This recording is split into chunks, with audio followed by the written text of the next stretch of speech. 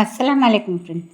இன்றைக்கி என்ன பண்ண போகிறோம்னா, கத்திரிக்காய் கடலப்பருப்போட இறால் சேர்த்து ஒரு கூட்டு செம்மையாக இருக்கும்.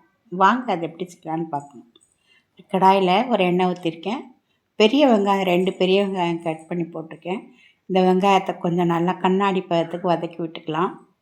வதக்கி விட்டு இதில் ஒரு 1½ ஸ்பூன் இஞ்சி பூண்டு பேஸ்ட் போட்டுக்கலாம். அதையும் நல்லா பச்சை வாசனை போகிற வரைக்கும் நல்லா வதக்கி விட்டுக்கோங்க. இதுக்கப்புறம் இதில் நான் ஊற வச்ச கடலைப்பருப்பு ஒரு 100 கிராம் கடலைப்பருப்பு ஊற வச்சு ஒரு 2 மணி நேரம் ஊற வச்சுருக்கேன். அந்த ஊற வச்ச கடலைப்பருப்பை இதை நான் சேர்த்துக்கிட்டேன்.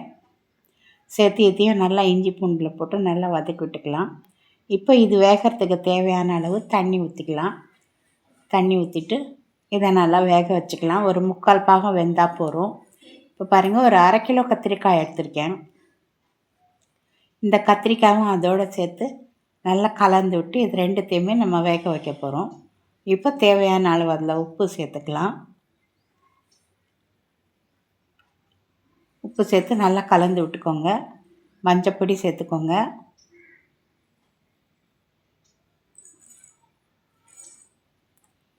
நல்லா கலந்து விட்டுக்கோங்க. இப்போ ஒரு மூடி போட்டு இதை கொஞ்ச நேரம் மூடி வச்சிடலாம். இப்போ பாருங்கள், நல்லாவே வெந்திருக்கும். கத்திரிக்காய் கடலைப்பருப்பு எல்லாமே ஒரு 90% வெந்திருக்கும். இன்னும் கொஞ்சம் வேகணும். இப்போ நம்ம ஒரு 2 தக்காளி, பெரிய தக்காளி எடுத்திருக்கேன். அந்த 2 தக்காளி கட் பண்ணி இதில் சேர்த்துக்கலாம். சேர்த்து தனியாப்பொடி 2 ஸ்பூன், மிளகாப்பொடி 2 ஸ்பூன், 1/2 கிலோ கத்திரிக்காய் போட்டிருக்கோம். உங்களுக்கு காரத்துக்கு தகுந்த மாதிரி நீங்கள் போட்டுக்கோங்க. இப்போ இதையும் நல்லா கலந்து விட்டுக்கோங்க. இந்த கூட்டு ரொம்ப செம்மையாக இருக்கும். ஒரு வாட்டி செஞ்சு பாருங்கள்.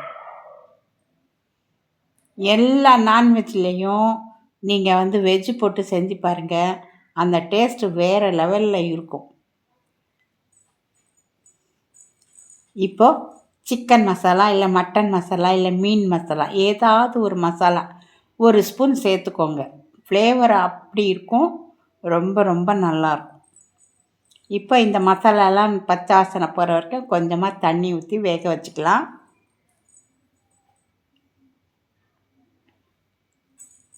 நல்லா கலந்து விட்டுக்கோங்க. அடுப்பை நிதானமாக வச்சுக்கோங்க.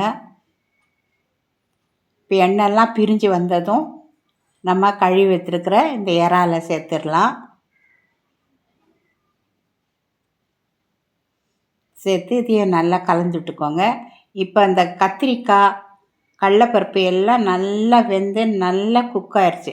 கடைசியில் தான் இறாவை சேர்க்கணும். நீங்கள் முதல்லையே சேர்த்துட்டிங்கன்னா இறா நல்லா இருக்காது, ரொம்ப கெட்டியாயிரும். இந்த மாதிரி கடைசியில் சேர்க்கும் போது நல்லா சாஃப்டாக கத்திரிக்காய் எப்படி இருக்கோ அதே மாதிரி இறாலும் இருக்கும். இங்கே கடைசியில் சேர்த்துக்கோங்க. இது ஒரு 5-6 நிமிஷம் நீங்கள் அடுப்பில் வச்சா போதும். இது குக் ஆயிரும். இப்போ இதுக்கு கருவேப்பிலை, கொத்தமல்லி எல்லாம் சேர்த்துக்கலாம். சேர்த்து எண்ணெய் பிரிஞ்சு வந்ததும் அடுப்பை ஆஃப் பண்ணிக்கலாம். சாப்பாட்டுக்கு, இட்லிக்கு, சப்பாத்திக்கு, தோசைக்கு எல்லாத்துக்குமே நல்லாயிருக்கும். செஞ்சு பாருங்க. இறால்னு நிறைய விஷயங்கள் செய்யலாம். நான் ஒன்று ஒன்றா உங்களுக்கு செஞ்சு காட்டுறேன். அஸ்ஸலாமு அலைக்கும்.